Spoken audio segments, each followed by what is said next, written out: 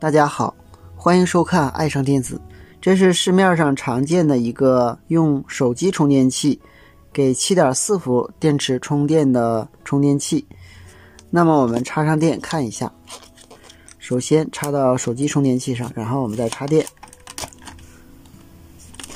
看这面，指示灯在闪烁，当充满以后绿灯常亮，证明它的效果还是不错的。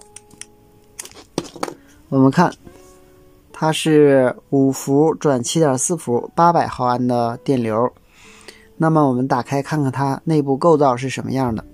这个充电器要打开也是很简单的，首先把前面这个铁头给它拔下来，拔下来以后就露出来了，然后我们再往两边掰，后边也是卡上的。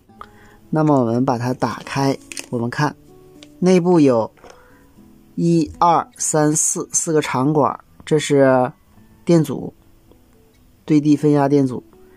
这个芯片的型号是 CC1301， 它实际上是给2节锂电池充电的，而且是并联充电。它从1、2角输出的电压加到这2个长管上，它从1、2角输出的驱动信号加到这2个长管的3极，它从13、14角输出的驱动信号加到这2个长管的3极，这2个长管给1节锂电池充电，这2个长管给另一节锂电池充电。这个位置为最负的电压，也就是说0伏，这个位置为 4.2 伏，这个位置为 7.4 伏，那么是分别给2个电池进行充电的。这2个引脚是3角和4角，是指示灯显示引脚。这2个长管的漏极接在一起，原极是接这端的，这个原极是接到芯片这个引脚上的，这端是不相连的。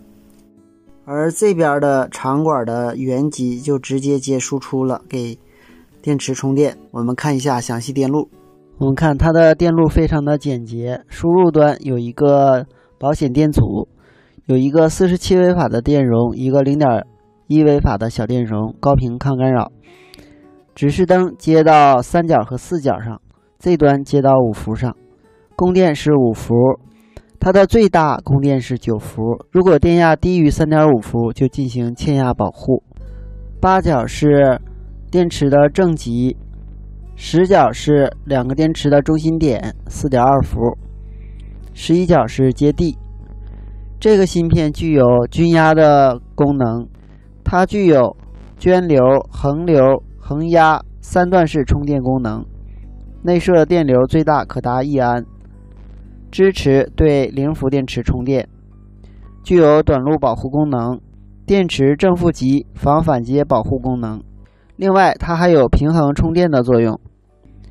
这边是它的各引脚功能，这是它的内部方框图，这边是它充电时指示灯的状态。